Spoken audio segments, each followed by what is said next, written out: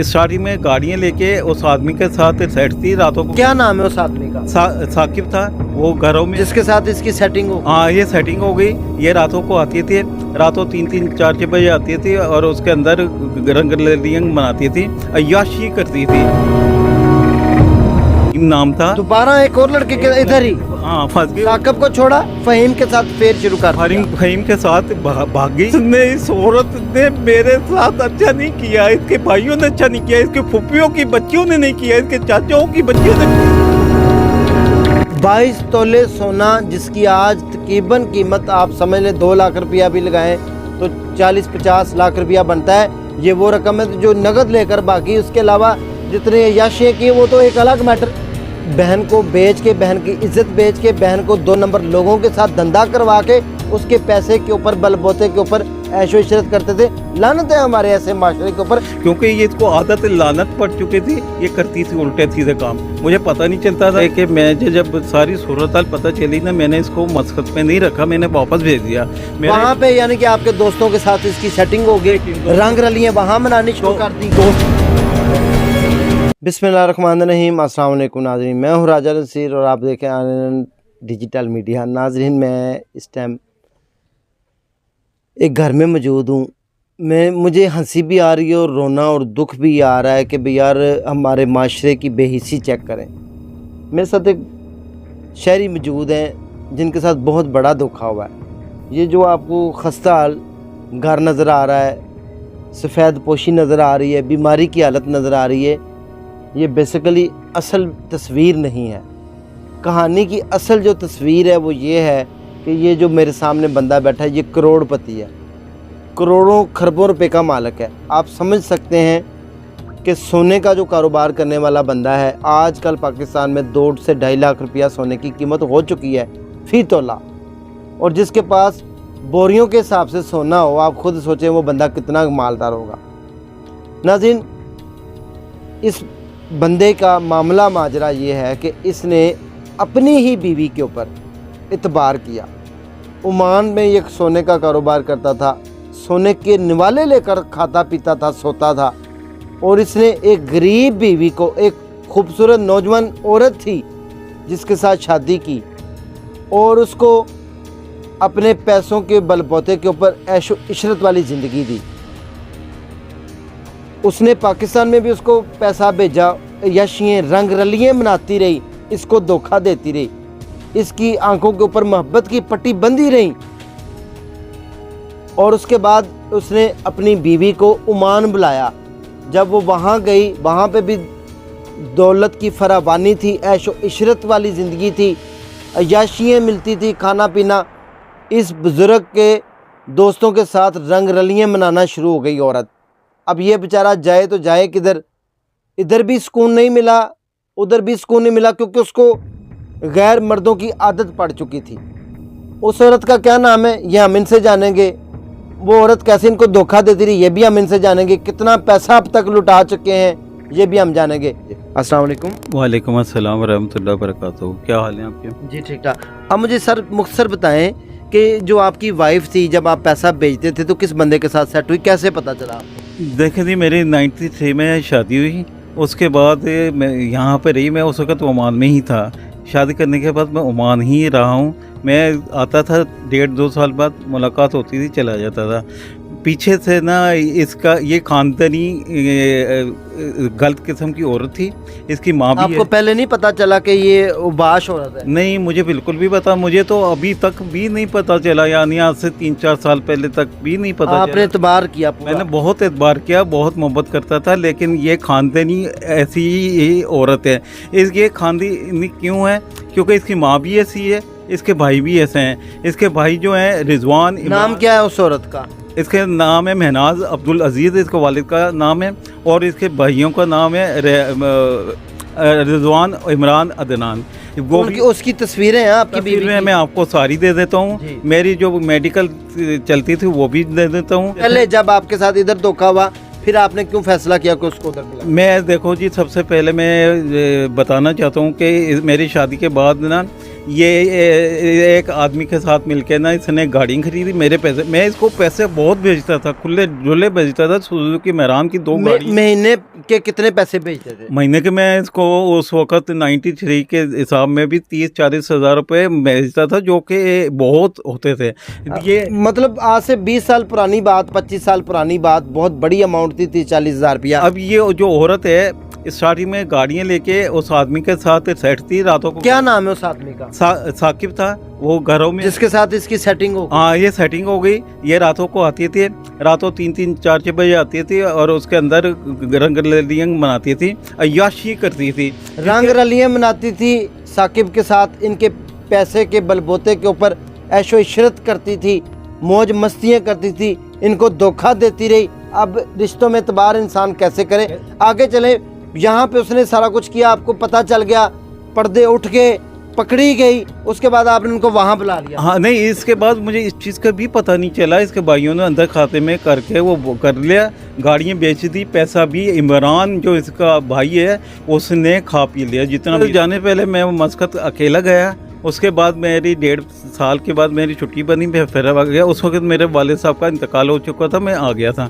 वालिद साहब के इंतकाल के बाद ना इसने ये एक और लड़के से फंस गई, फ़हीम नाम था। दोबारा एक और लड़के के इधर ही? हाँ, फंस गई। साकिब को छोड़ा, फ़हीम के साथ फेर शुरू कर दिया। फ़हीम के साथ भाग गई। इसको वालिद साहब ने कहा नहीं ये नहीं भागी, कि ये पिंडी गई हुई है, इनके चाचा शरीफ हैं उनके घर गई हुई है। भाइयों को पता नहीं, अब भाइयों की गैरत नहीं जागी। ये न मर्द है बगैरतों की, कि कहाँ है उनकी बहन रंग रलियां मना रही, क्योंकि भाइयों के आंखों के ऊपर पट्टी आ चुकी थी पैसे की। किसी के गरीब के जो है पैसे लूट मार के पैसे थे। यकीन करो कि मुझे रोना आता है। इसने, इस औरत ने मेरे साथ अच्छा नहीं किया, इसके भाइयों ने अच्छा नहीं किया, इसके फुफियों की बच्चियों ने नहीं किया, इसके चाचाओं की बच्चियों ने भी नहीं किया। अब अगली बात की तरफ आते हैं। आपने इसको ओमान बुला लिया दोबारा अपने पास। इससे पहले की बात है कि फ़हीम के साथ भागी, वहाँ पे ये 4 महीने उसके साथ रही है। इसके माँ बाप ने मुझे बताया नहीं कि वहाँ रही है, कह रही जी पिंडी चाचा के पास रही है, चाचा इसका स्मगलर था। मेरा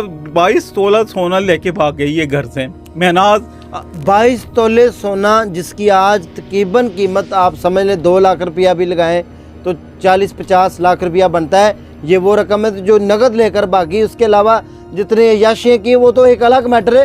करोड़ों रुपए का घपला यार। अपनी हस्बैंड को धोखा देने वाली बीवी 2 नंबर मर्दों के साथ ऐश इशरत की जिंदगी गुजारती थी। फिर और घर का सारा सामान भी ले गई, जितना भी इलेक्ट्रॉनिक सामान जो। आपने अपना घर नहीं लिया हुआ था? घर हमारा था, मेरे ही था, लिया हुआ था। उसने घर के सामान भी लेके भागी फ़हीम के साथ।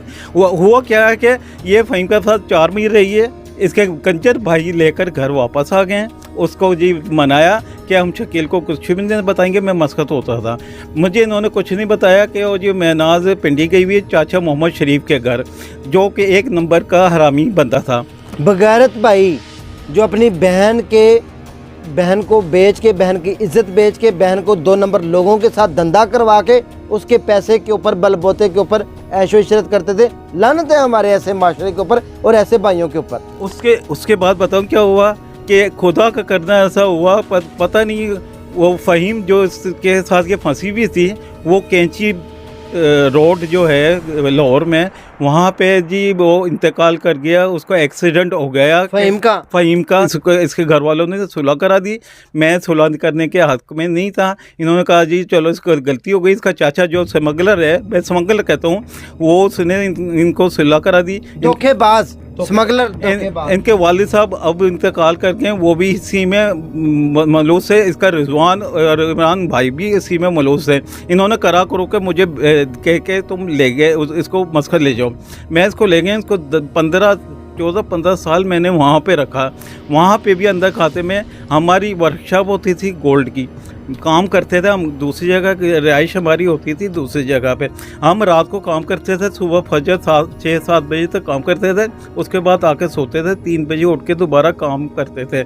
अब ये रात भर में क्या करती थी इसका मुझे बिल्कुल ही नहीं पता होता था। वो कहती थी नहीं, 1-2 दफ़ा मैंने इसको कहा। मतलब औरत को जब मर्दों की रंग बिरंगे मर्दों की आदत पड़ जाए, सवन्ने वो पंजाबी में एक अल्फाज होता है, हर दूसरे बंदे के साथ फिजिकल होने के लिए वो उसकी ख्वाहिश बढ़ती गई, रिलेशन कायम करने के लिए एक से बढ़ के एक जो है वो मर्द की ख्वाहिश तलब उसकी बढ़ती गई। हाँ जी, उसमें वहाँ होता था, मैं आता था जब सुबह के टाइम, तो ये नाश्ता अच्छे तरीके से बना के देती थी ताकि मुझे कोई डाउट ना हो, क्योंकि ये इसको आदत लानत पड़ चुकी थी, ये करती थी उल्टे सीधे काम, मुझे पता नहीं चलता था। बाद में जब मुझे पता मतलब एक शरीफ आदमी इत्माद करना बीवी के ऊपर ना करे तो किसके ऊपर करे, वही बीवी धोखा दे दे।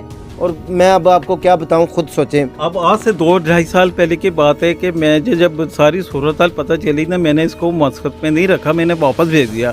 वहाँ पे यानी कि आपके दोस्तों के साथ इसकी सेटिंग हो गई, रंग रलियां वहाँ मनानी शुरू कर दी, दोस्तों के साथ आ गई, दूसरे वहाँ के लोगों के साथ आ गई, वहाँ के मकामी लोगों के साथ आ गई, ताकि उसका धंधा चलता रहे, बस वंश बने मर्द मिलते रहे और पैसे भी कमाती रही है। पैसे भी कमाती रही, लेके 2 नंबर धंधा करना, जिस्म बेचना और अपना पैसे कमाना। और मेरा बड़ा बेटा शेरोज 3 साल का था, मुझे बहुत प्यारा था, वो अब बढ़ते बढ़ते 19 साल का हो गया। इसने अपने बेटे, मेरे बेटे को भी मेरे बहुत खिलाफ कर दिया और अपने साथ मिला के इस सिलसिले में कारोबार में बनाया हुआ था। यानी कि बेटा भी साथ माँ को 2 नंबर रास्तों के ऊपर लेके चलना शुरू हो गया, जो उसने माहौल देखा। और इसके बाद जब फिर क्या हुआ, जब आप वापस आए, पैसे आपने दिए, किस तरह आपके साथ? आप मैंने ये सूरत हाल देखी कि ये कारोबार ख़राब है, ये रातों को घूमता है, अपने बेटे के शेरोज के साथ घूमती है, उल्टे सीधे काम करती है, तो ये घर से चली जाती है रात को। मुझे जब पता चला ना 2-2.5 साल पहले, 3 साल पहले की बात है,